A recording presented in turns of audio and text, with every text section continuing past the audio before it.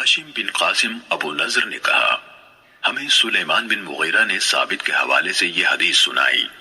انہوں نے حضرت انس بن مالک رضی اللہ عنہ سے روایت کی کہ ہمیں رسول اللہ صلی اللہ علیہ وسلم سے غیر ضروری طور پر کسی چیز کے بارے میں سوال کرنے سے روک دیا گیا، تو ہمیں بہت اچھا لگتا تھا کہ کوئی سمجھدار بادی نشین آپ کی خدمت میں حاضر ہو اور آپ سے سوال کرے اور ہم بھی جواب سنیں۔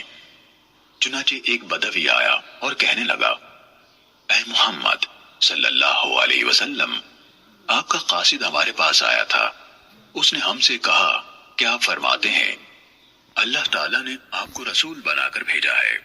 آپ نے فرمایا اس نے سچ کہا۔ اس نے پوچھا آسمان کس نے بنایا ہے؟ آپ نے جواب دیا اللہ نے۔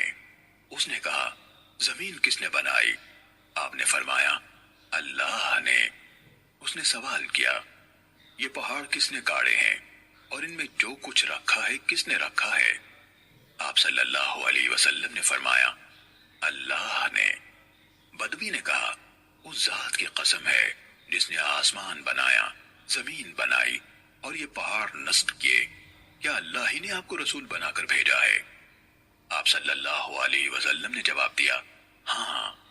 اس نے کہا آپ کے قاصد نے بتایا ہے کہ ہمارے دن اور رات میں ہمارے ذمے 5 نمازیں ہیں۔ آپ نے فرمایا اس نے درست کہا۔ اس نے کہا اس ذات کی قسم جس نے آپ کو بھیجا ہے، کیا اللہ ہی نے آپ کو اس کا حکم دیا ہے؟ آپ نے جواب دیا ہاں۔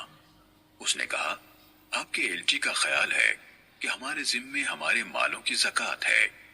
آپ نے فرمایا اس نے سچ کہا۔ بدوی نے کہا اس ذات کی قسم جس نے آپ کو رسول بنایا، کیا اللہ ہی نے آپ کو یہ حکم دیا ہے؟ آپ نے جواب دیا ہاں۔ اعرابی نے کہا آپ کے الچی کا خیال ہے کہ ہمارے سال میں ہمارے ذمے ماہ رمضان کے روزے ہیں۔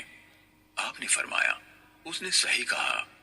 اس نے کہا اس ذات کی قسم جس نے آپ کو بھیجا ہے، کیا اللہ ہی نے آپ کو اس کا حکم دیا ہے؟ آپ صلی اللہ علیہ وسلم نے فرمایا ہاں۔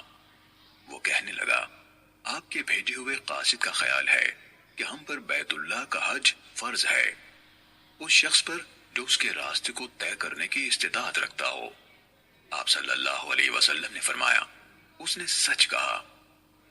حضرت انس رضی اللہ عنہ نے کہا پھر وہ واپس چل پڑا اور چلتے چلتے کہا اس ذات کی قسم جس نے آپ کو حق کے ساتھ بھیجا ہے، میں ان پر کوئی اضافہ کروں گا نہ ان میں کوئی کمی کروں گا۔ اس پر نبی کریم صلی اللہ علیہ وآلہ وسلم نے فرمایا اگر اس نے سچ کر دکھایا تو یقیناً جنت میں داخل ہوگا۔ صحیح مسلم حدیث نمبر 102۔